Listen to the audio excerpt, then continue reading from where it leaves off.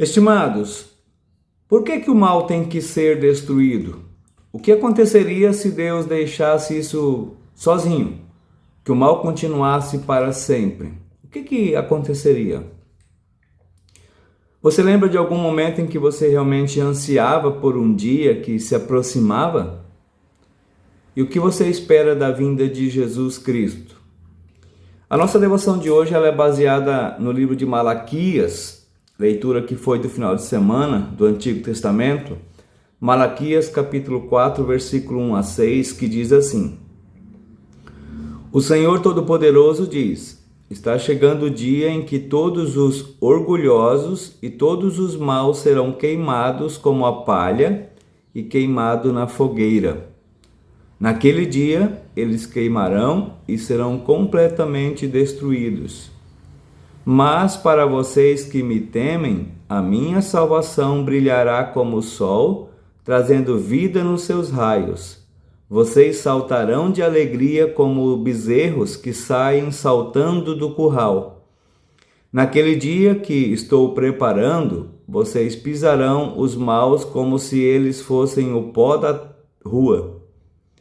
Lembrem da lei do meu servo Moisés, de todos os mandamentos e ensinamentos que eu dei a ele no Monte Sinai, para todo o povo de Israel obedecer. Mas antes que chegue aquele grande e terrível dia, eu, o Senhor, lhes enviarei o profeta Elias. Ele fará com que pais e filhos façam as pazes, para que eu não venha castigar o país e destruí-lo completamente. Malaquias 4, 1 a 6. Você gosta de fogo? Se eu lhe fizesse essa pergunta, você teria todo o direito de me dizer: bem, depende.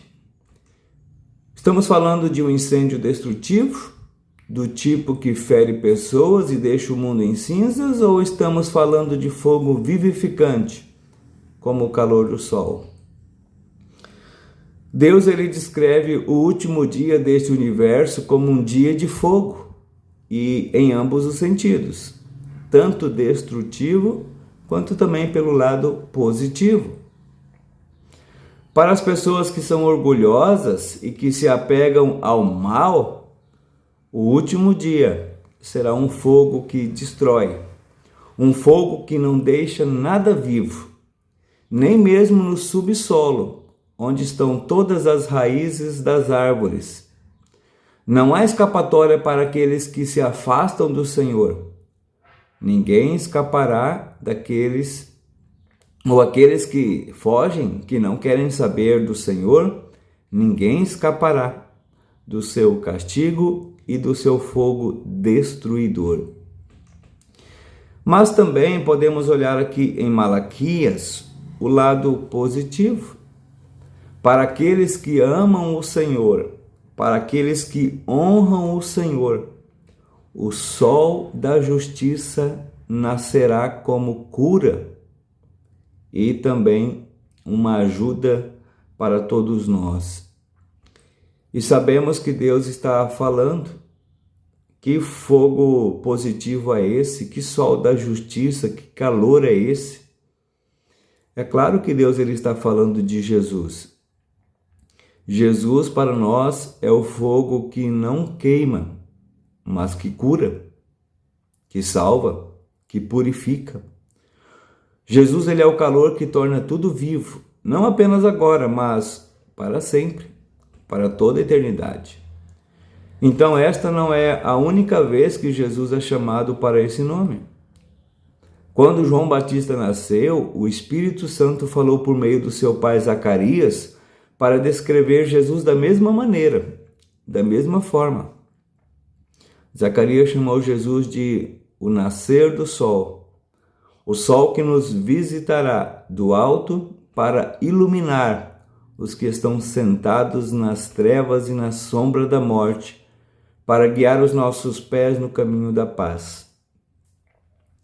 Lucas capítulo 1, versículo 78 e também o início do 79. E este é um nome muito bom para Jesus, não é? Porque todos sabemos que sem o calor e sem a luz do sol, nada na terra sobreviveria. Sem o calor do amor de Jesus e a luz da sua verdade, o que seria de nós? Estaríamos congelando na escuridão, longe de Deus. Mas para onde nós estamos indo, nós vamos para um lugar de calor, no sentido de amor, de comunhão, de paz. E por isso que Deus Pai, Ele envia Jesus para nos salvar, para fazer nascer o sol da justiça, o sol da salvação, o sol que nos dá calor e vida para todo sempre.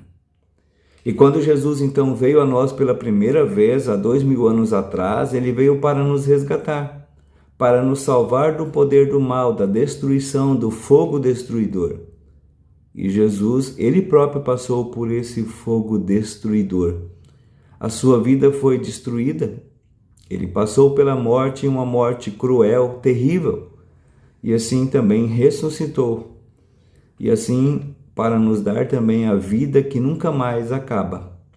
Em Cristo nós vamos passar sim pela morte, e depois nunca mais morreremos.